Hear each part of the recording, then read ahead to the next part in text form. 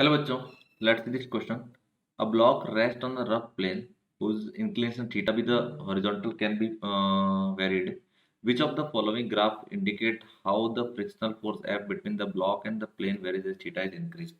देखो एक inclined plane है, इंक्लाइंड प्लेन फ्रिक्शन वाला प्लेन है, उसके ऊपर एक ब्लॉक को रखा हुआ है और हमसे पूछा है कि थीटा वेरी करने पे थीटा हॉरिजॉन्टल के साथ जो एंगल बन रहा है थीटा उसको वेरी करने पे फ्रिक्शन जो है वो कैसे वेरी करेगा। ये है प्लेन और इसके ऊपर एक ब्लॉक रखा हुआ है। ठीक है। if theta is less than equal to alpha. Alpha क्या है? अल्फा यहाँ पे एंगल ऑफ रिपोज, जिसको एंगल ऑफ फ्रिक्शन भी बोलते हैं, एंगल ऑफ रिपोज बोलते हैं इसको। यदि उससे कम है तो जो फ्रिक्शन है उसको सिर्फ और सिर्फ कौन बैलेंस करेगा? M G sine theta balance करेगा, क्योंकि वो स्टेशनरी है तो उससे बैलेंस हो जाएगा। तो मतलब फ्रिक्शन जो होगा वो directly proportional to sine theta के प्रोपोर्शनल होगा।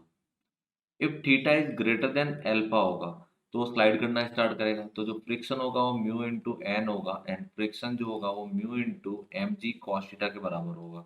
मतलब यहाँ पे जो फ्रिक्शन है वो डायरेक्टली प्रोपोर्शनल टू क्या आ रहा है? कॉस थीटा आ रहा है।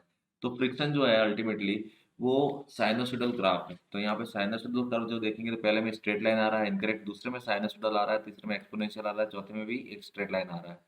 तो यहाँ पे जो कर्व होगा फ्रिक्शन का वो थीटा के साथ में कैसा होगा? साइनोसोइडल कर्व होगा। So final answer is B. Best of luck.